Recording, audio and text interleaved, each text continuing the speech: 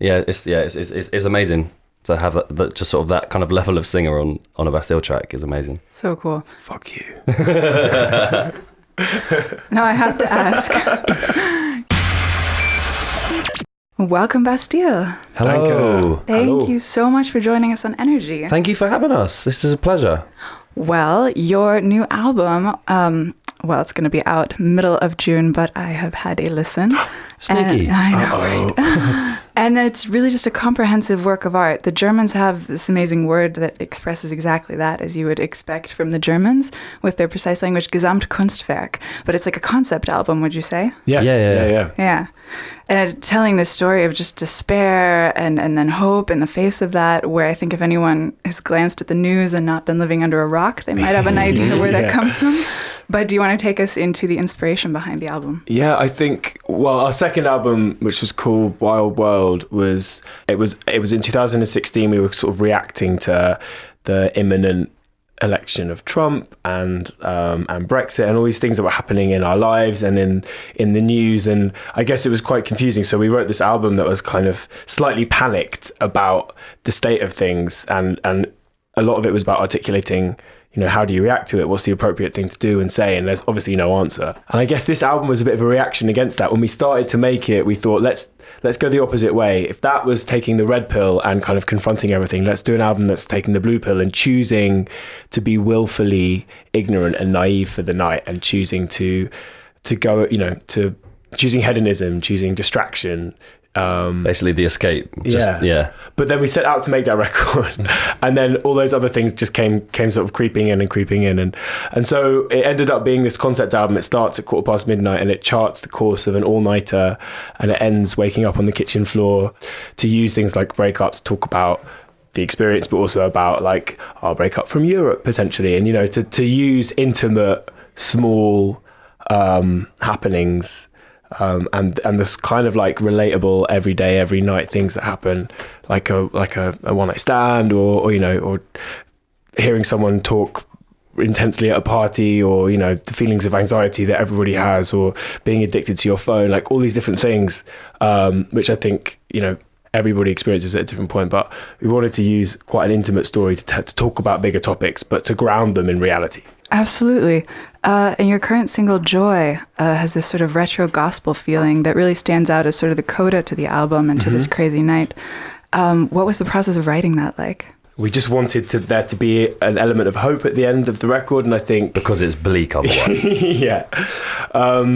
We just felt like if this was going to be our third album, and if it had taken 3 years, we wanted it to have some kind of optimistic coda, and it felt like if the song before kind of blurs and fades out into like the lack of memory, then this should kind of emerge the next morning as a beacon of hope at the end. And I guess in the album we're kind of railing against technology, however hypocritical that might be, and this kind of allowed us to show that despite all that, getting a phone call from somebody can be really intimate, and it can be really reassuring, and it can be really positive. So it was nice to get some gospel singers involved. We did a tour with an orchestra and a gospel choir, and we redid all of our songs in totally different versions, or classically and with gospel, and it was one of the most amazing things we ever did. We had so much fun, and we were like, we need some of this on the album, and get some more of that. Yeah, exactly. So we wanted to. There's this singer Bim, who's this incredible gospel singer. It's amazing to have that just sort of that kind of level of singer on a Bastille track is amazing. So cool. Fuck you. Now I have to ask. Gotta ask. You have Bad Blood, Wild World, and now Doom Days. What's with all the alliteration on the album titles? It became a bit of a rule. I think we'd always seen these 3 albums as a trilogy. I'm really obsessed with films, and the idea behind Bad Blood was that it would sound like this kind of dramatic, pulpy, like old film, with a film poster for artwork, and that's just become a thread that's gone through the albums. And I guess if the first album was sort of about kind of growing up, the second album's about freaking out about what the world is that you're living in, and then this album's about seeking solace in other people.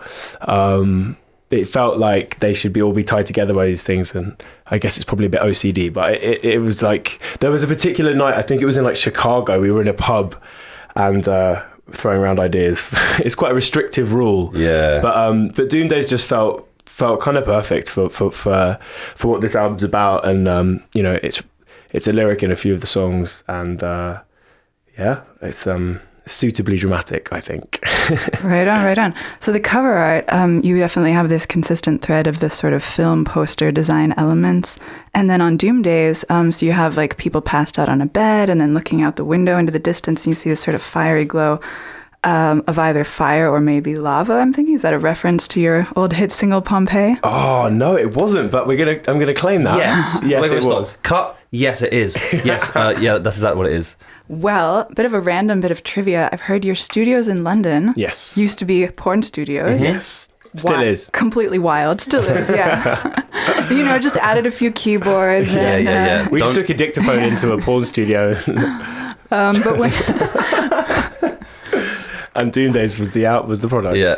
When you were redecorating, what were a few things you brought in for sort of your comfortable working atmosphere? Bleach. One of those UV lights. A black light. It's really nice. And compared to the last one that was just in like a tiny basement, like about half the size of this room, maybe less. It's nice to have a nice place. It's got a window in the control room, and the live room is amazing. There's instruments everywhere, and it's all like it's nice. And to have all the people who go there and work there and work with kind of Best Laid Plans, Dan's label. There's all the plaques on the wall of their stuff and like pictures from our friends who are photographers. It's really cool. And the studio is called One Eye Jack's, named after the casino / like Alpine brothel in Twin Peaks. And we had the big wooden neon sign recreated for the studio, so that kind of hangs pride of place in the live room. In the music video for midnight, there's a part I wanted to ask you about, the bridge. Mm-hmm. Your parents come out. Are those actually your parents? They weren't my real parents. No, okay. No, they weren't, but they I actually never met them before in my life. Well, they bring out this cake, and there's sort of this retro home video feeling to the bridge that's being filmed right there. And it was interesting because it's like this individual moment of nostalgia, but it also sort of feels like more like a collective longing for a more innocent time in the world. Was that intentional? Yeah, totally. I mean, I think every era has its own problems, and I think to every generation, it feels maybe like the times you're living in are the most troubled.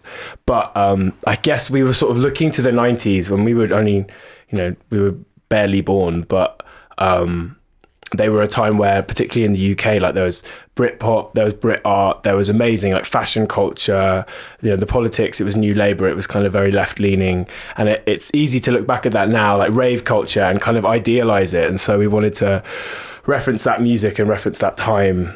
And I understand that it's kind of seems a bit ridiculous looking back to a previous era and idealizing it, because everybody does that, and maybe it's a sign of age, I don't know, but it's not one that we really experienced for what it was. So I can only look back and be like, fuck, how amazing to have this recent relatable time, but pre-mobile phones, pre-internet really. And I guess that's what was so cool, that 90s culture that existed in the UK and I guess all over the world, but it was all kind of you had to be there, like there was no recording of things, it was all about human contact. And again, I'm sure it was fucked up for its own reasons, but it's easy to look back and idealize it. And so now that the world's on fire. Exactly.